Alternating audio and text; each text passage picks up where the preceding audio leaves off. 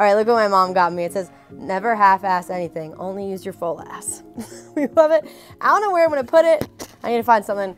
I think, you know, right there is good. All right, so we're gonna eat a little pre-workout meal and then train with my fiance. All right, so we're gonna make a really fast chicken salad for pre-workout. So all we're gonna do, number one, I'm not taking the canned chicken or tuna slander. It's easy, it's fast, it's great. So anyway, we're gonna do canned chicken. We're gonna mix it with avocado oil mayo. I'm gonna chop up, still fucking, Dylan, this reminds me.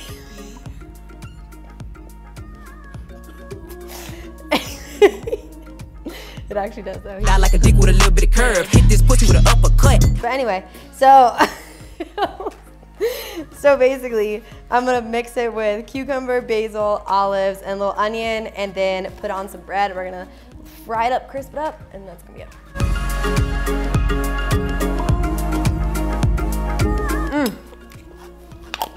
So fast, so easy. Sourdough, love to see it. But I'm actually gonna put a little cheese on it, put some oil and crisp it up. A little dairy-free mozzarella. Mozzarella, fuck. Anyway, pre-workout time. So I got my little sandwich, oh man. Pre-workout, yeah. What? I think, I thought all of our lights went out. Oh. Turns the fan on. Anyway, got a little sandwich, I keep spilling it. I'm doing some dates here because I already ate earlier. I had like a healthy quesadilla earlier and now I'm just gonna eat this, yeah. Really? Yeah. That's so fun. Oh my God. I'm having a lemonade. And then are you doing pre-workout? No way. Yeah. I'm gonna get a pre-workout at the gas station, which I typically try to stay away from energy drinks because they're not the most ideal for you, in my opinion, but it's just my guilty pleasure. I want one, so I'm gonna get one today. He's gotta do what he gotta do. I'm being a bad boy today. Right. I'm being reckless today. All right, we're hitting, it's a big back day. So the way we're gonna structure it today is gonna be 2 back movements, 1 shoulder movement, 2 back movements, and then 1 shoulder movement.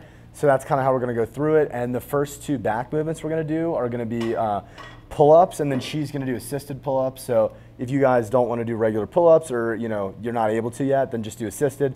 Or, I can do a regular pull-up. Or you can do a band. You wanna do pull-ups? I'm gonna do it right now. Okay, well, she's getting upset, all right, no. All right, let's see it. Wait, can you let me out? Really? All right, so we're gonna do 3 sets of 10 to 15 reps. So she's doing this one, I'm gonna go over here and do the regular pull-up. I'm going back to back to back to back. Wins gonna count 'em up. Bit of medicine in a double cup. You a super salty. All right, so you wanna focus when you're doing the pull-ups on basically thinking about your hands as like a lever, and you don't wanna pull with your biceps. You wanna just bring your elbows down and squeeze with the lat. You don't wanna engage too much bicep. So you just wanna essentially, hand as a lever here, and then you're basically just gonna pull your elbows down while flexing the lats. All right, so for this movement, we're doing 3 sets of, super loud. We're doing 3 sets of 10 reps, and then our first set, we're gonna do 20 reps. So try to like really burn the muscle out. This is a very like, if you get through this one, it's gonna be brutal, so eat your carbs. They've been through a Sculpt-U workout, so well, I don't think they got a problem. It is true. They don't got a problem, baby. Yeah, it's true. Ask me if I'm single, if I got a guy. 2, Yeah, I'm just dropping 3, singles, I don't got the 4. time. Ooh, yeah, ladies stay focused, we gotta secure the bag first. It's work hard, play hard, and get your own purse. Breathe, 8, 9, let's go. How's it feel?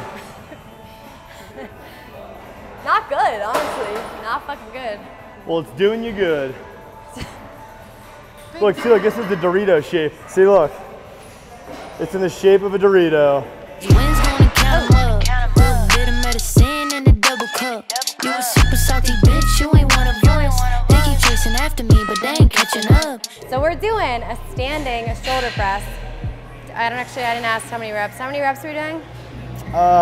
3 sets of 10. 3 sets. Oh my God, I thought someone was gonna fuck me up. 3 sets of 10, standing 3 shoulder sets of press. 10. This shot, you're gonna see right in my cucchini. Fuck a bean, I stay home huffing, puffing on the greenie. My bitches be tripping off double dirty martinis. I guess I have to drop this, cause it's hot like Snoopy. I'm just chasing big rocks and nice clocks for my team. I got addicted to the music and now I'm fiending. I don't need to find the king, I'm too busy queening. Ooh. All right, so when it comes to shoulders, we don't want to be all the way out here, right? We want to be slightly in front. We don't want to be here, here. Press up. All right, we're gonna do a superset. You guys will see this in the Sculpt U all the time as well.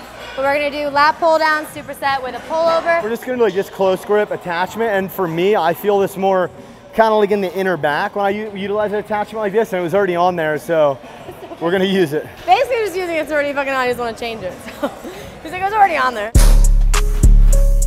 Yeah. Okay. You wanna fuck me, feed me, please me, take me shopping weekly. Very similar tips to the pull-ups. Same way, we're gonna be pretending we're driving our elbows down into our hips. Now, we don't wanna be swinging like crazy. We wanna make sure our core is engaged, pelvis is tucked, slightly lean back, and imagine you're bringing those elbows down and then coming up.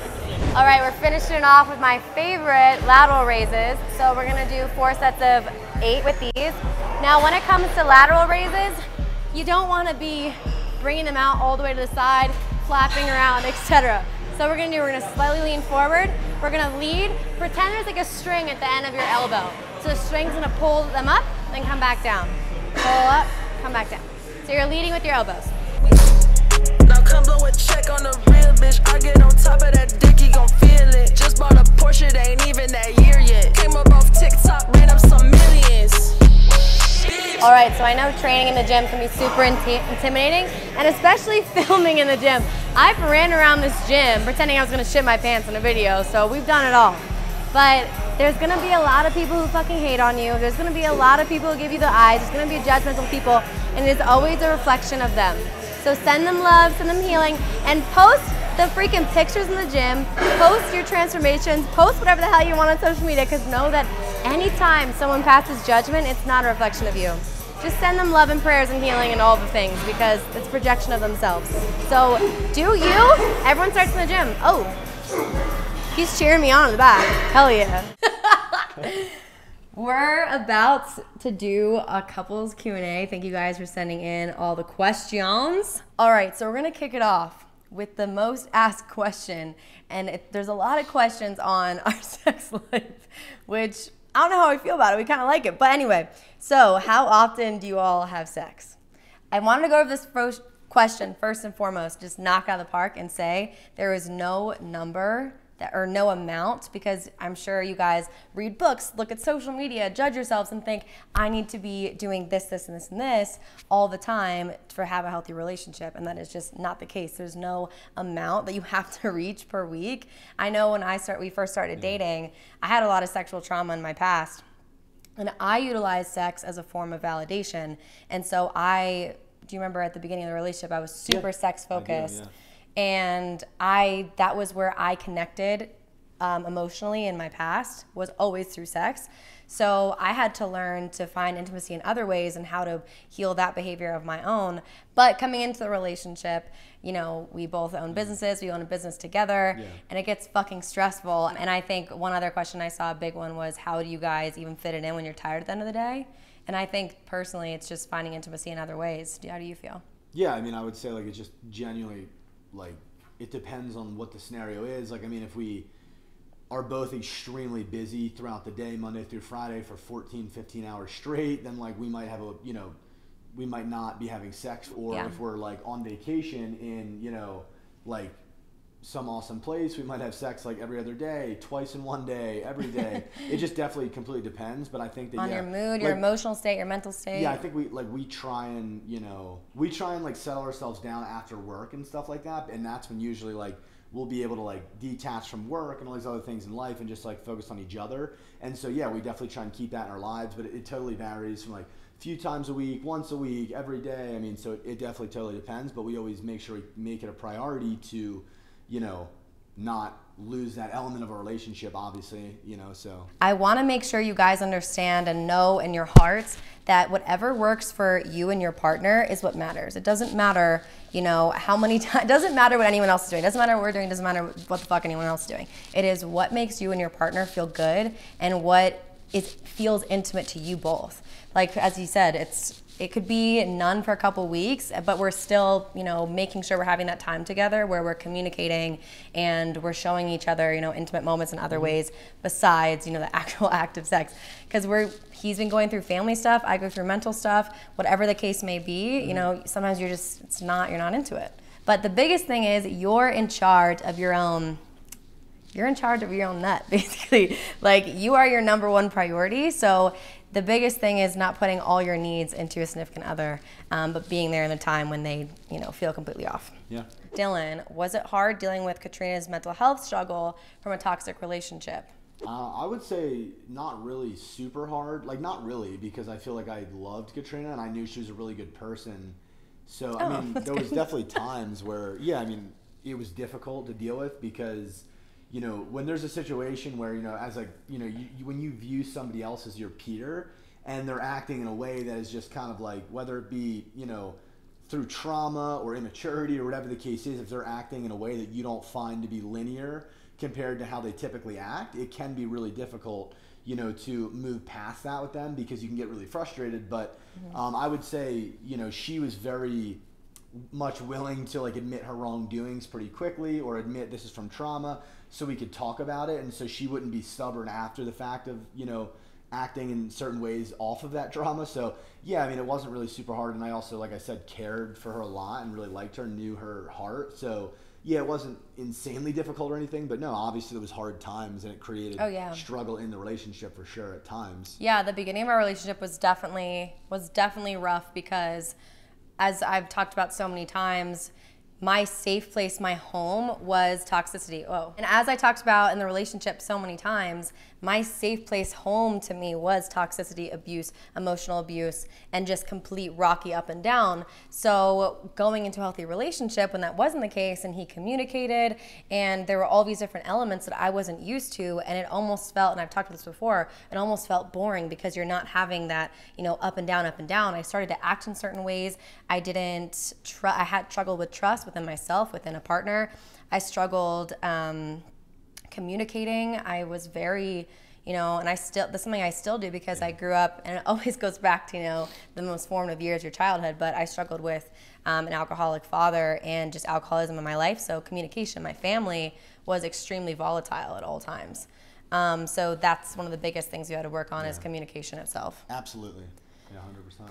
Did you tell Dylan the kind of ring you want, or did he pick it out? So we went to go look at ring sizes, and they didn't have any of the kind of rings that I've seen like on Pinterest and stuff, but I was like, oh, that's cute. And I've sent him a couple pictures when we started looking at rings, but he really did the whole damn thing himself. So, yeah, so basically knocked it out of the park. All right, next question. So do you guys talk a lot about your past with one another? Last boyfriend left me because of my history with who I slept with before him. It's a red flag. It's a red fucking flag. It's gotta go. I mean, there was absolutely nothing. Number one, there should never be anything to hide from someone who, you know, truly sees you and accepts you for everything you are. Yeah. But that was also the case for me in my past relationship, where I actually hid the amount of people I slept with when we first met, because I could tell he was judgmental about it, and I didn't know where it was going. And then as the relationship went on, I said, hey, you know, I wasn't honest about this, let him know. And it was like World War V. So when someone, I mean, Dylan actually, that was a conversation we had at the beginning of the relationship, and you can say what you told me at the beginning, which I thought was like super beautiful. I don't really know what I told her, but I feel like, honestly, like for me, the way that I look at it is like, regardless, like male or female, like if you hook up, whatever, like have sex with a bunch of different people in your past, I mean, to me, it's not a reflection of who you are or like anything negative or positive about you. It's just simply like you're going through life and you chose that you wanted to do that at that point in time. And in my opinion, it just comes down to like, you have to have the conversation, because the real issue there is, oh, I'm worried this person has slept with a bunch of people. Are they going to like cheat on me, or, you know, something along those lines, right? Like, I mean, and in my opinion, it kind of comes down to like, you just have to talk to that person of like, okay, you slept with a bunch of people, like that, you know, it doesn't mean anything if you're just interested in me, you want to have a monogamous relationship with me, it changes nothing about, you know, your relationship with that person, you know, and if that person's like, oh, hey, yeah, I mean, I've slept with this amount of people and I don't plan on stopping that course, and you're just kind of like a friends with benefit in my life, I mean, that's where that is, but I just feel like, you know, if someone wants to just be with you, and you feel like they're a trustworthy individual, how many people they've slept with in the past, whether it's 0 or 500, doesn't make any difference. And I know some people, they get upset with just the fact and very jealous of thinking of that individual being with a ton of other people, and they're like, and they degrade that individual because of like their own insecurity and their own like their own jealousy that person's been with so many people, they can't live with that. It just upsets them. They're comparing themselves with all these other people. But if you're secure, confident, and strong within yourself, then it should not impact the relationship at all. Again, how many people they've slept with, just because it matters what they're doing now. And if you trust them as a person and they don't want to sleep with other people, then you can try the relationship, and it has nothing to do with how many people they've slept with. Yeah, and it's all a part of the journey of how, you know, and that's one of the things you said to me that you freaking forgot, but you told me when we first started dating, like everything that's led up in your past, no matter how you want to view it, it's created who you are now, and that's who I'm in love with, and that's who I'm sitting here talking with today. And there's no judgment. Like there was zero. I mean, he knows every little detail, probably more details than he wants to know, but every little detail about my past. So there was zero judgment for any of it, because it's not, I mean, it's my life, it's my journey. So how are you going to judge someone for living their life and being a human being and their experiences? It's my body, I choose to do with it as I please. And I feel like for me, you didn't really have, I mean, I don't know, I've personally not really been with like a ton of people, so I feel like it could be like an ideal thing for someone who has those issues, because I truly haven't really been with a lot of people. But I mean, you didn't have any issues with like that, I mean, on my side at all, obviously. So yeah. Yeah, no. I mean, his past is not reflective of our future together or our relationship. So bottom line, but red flag, he's got to go. How do you tell if they're the one for you? Do you feel it right away? I love this question mainly because those who have dealt with, either it is a parent who was abusive, just trauma in their childhood, when it comes to a toxic relationship, you may struggle with trust within a partner or trust in yourself, as well as, you know, not really trusting what they're saying to you and their actions. You're fearful of intimacy, you're fearful of a future with someone, you're fearful of connection, whatever it may be. So all of those things, and relationship anxiety is truly like the term it's considered, but all of those things may actually be hard for you to really decipher if that is, like, if, okay, is this person, am I supposed to be with this person, am I not? Because your mind's consistently in doubt. And when we first started dating, that was what I was going through, was relationship anxiety, because all the triggers for me were coming up, and I had to really work through and ground myself and get back to, you know, the person within and say, does this person make me feel safe? Does he elevate me? Does he bring out the best in me? Does he, et cetera, et cetera, et cetera, all these different things, and really sit with those questions. Because I think sometimes in my past, like that, oh, is he the one feeling? I've had that in the past. Was he really the one? No, but he was just fulfilling all the things in me that I felt validated for. And your partner is a mirror for you, because they're showing you all the things that, you know, are your shadows, the darkness, all of those things. Dark shadows. So I want to clarify that you don't have to feel this like boom, bing, like fireworks come off, and like we grew up in this like fairy tale era. So many of us in the Disney princess era, where we felt like as soon as we had a first kiss, or as soon as you have sex the first time, all of a sudden it's like fireworks and you're madly in love, and it's just not the case. And someone asked, you know, is a healthy relationship easy? And I don't think any relationship is easy, nor should it be, because you're constantly growing, getting to know them, going through different life, all this shit that life brings you. Yeah. But the main things for me that told me that he was the 100% was he just felt calm. Like I felt finally like at home, at peace. He accepted me for absolutely everything I was. He elevated me in every single way, and brought out just everything. And we just aligned so well, but it was all the things, my non-negotiables that I was looking for, that were just off the charts that I was like, this is the human I want to be with. And it was just no question. And there is doubt when we get in fights, when stuff happens, you're like, fuck, like, is this the right thing? Is this the right thing?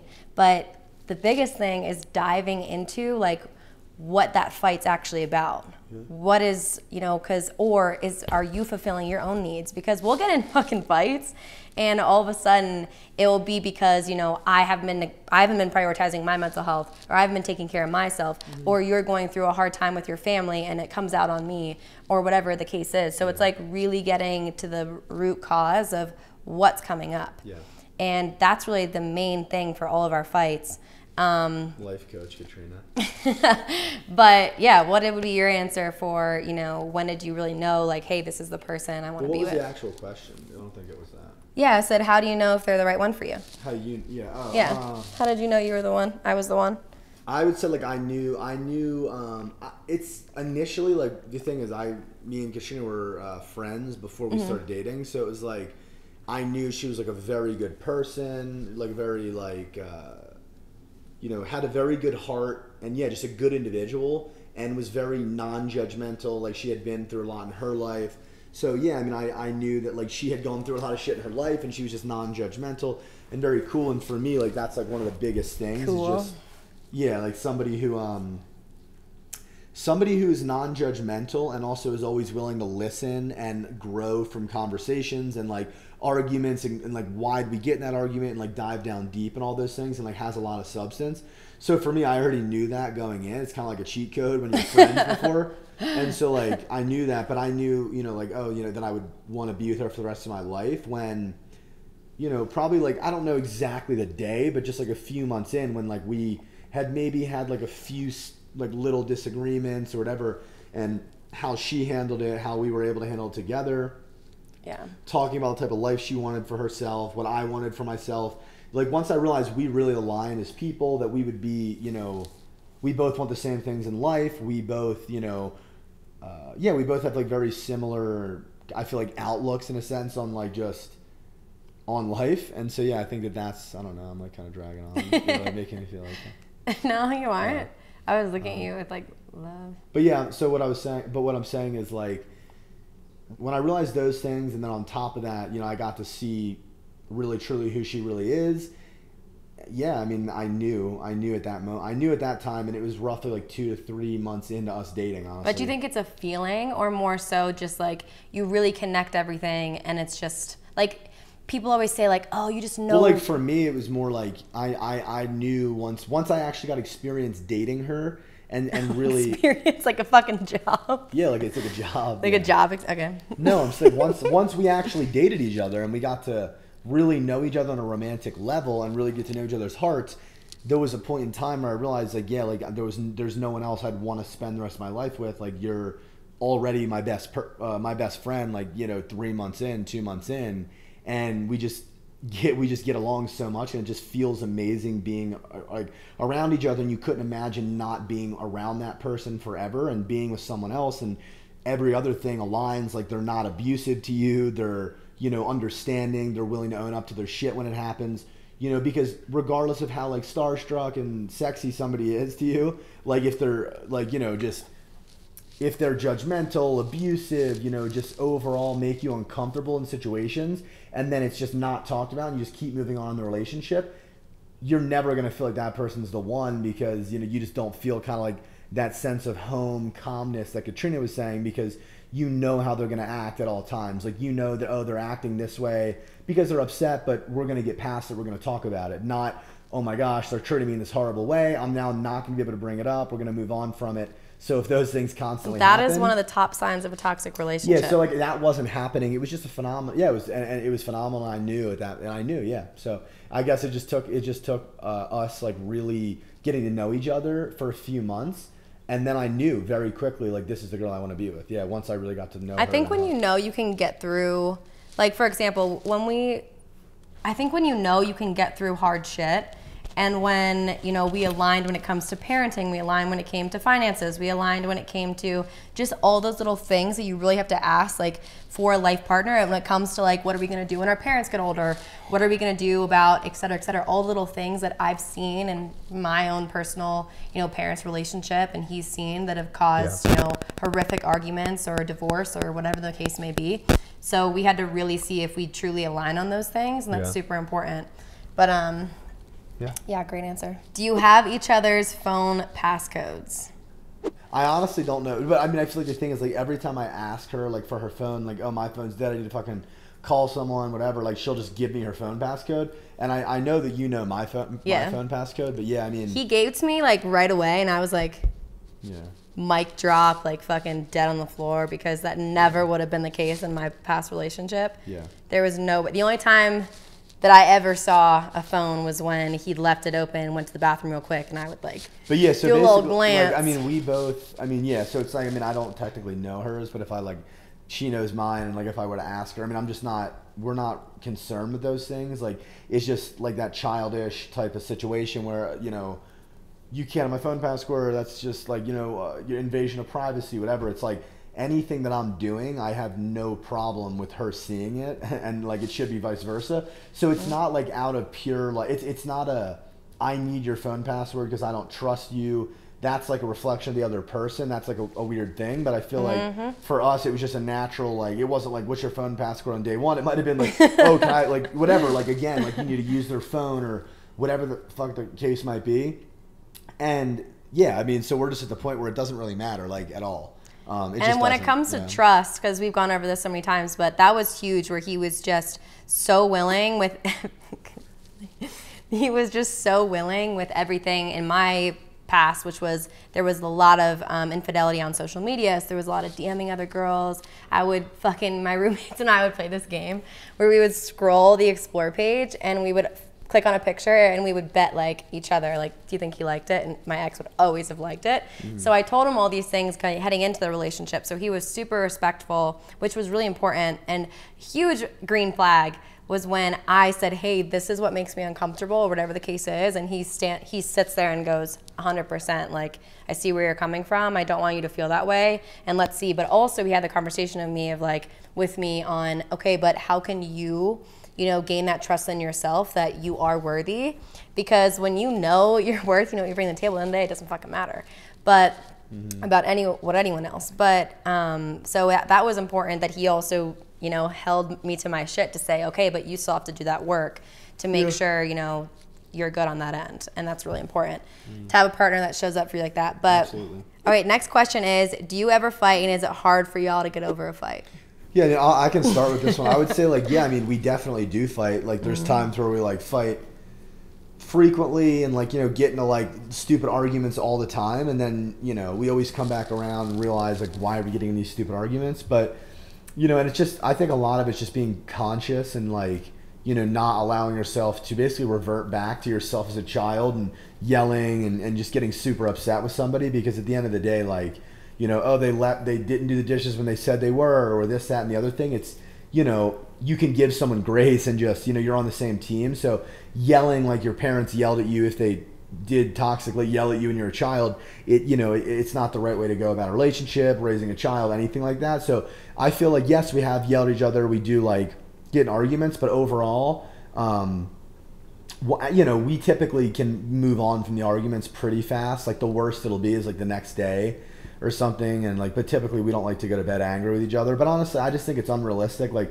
I think there are times we need space, like, overnight, like, where it's like, oh, we get in a fight at 9 p.m., we're fucking tired. I'm like, and we talk about it the next day. So I don't think, I mean, a lot of people have the opinion of, oh, like, don't ever go to bed angry, but I don't think it's always realistic. But yeah, so I would say, yeah, we get in fights here and there for sure, and then we just, you know, we move past them pretty quickly because we love each other and we are willing to communicate and actually break down what exactly happened, you know, who was wrong, were we both wrong, let's say sorry, let's both say sorry, let's move on from it, and, you know, try to not have to, like, let it happen again, or if it does happen again, realize it even sooner and nip it in the butt. We took a couples therapy, like, we watched this, like, couples therapy, like, Zoom, and one of the best things one of the best things we learned from it was using I instead of you did this, and you always, like you Well, always using words do like this. always and never, like for example, like saying you're a partner, you never,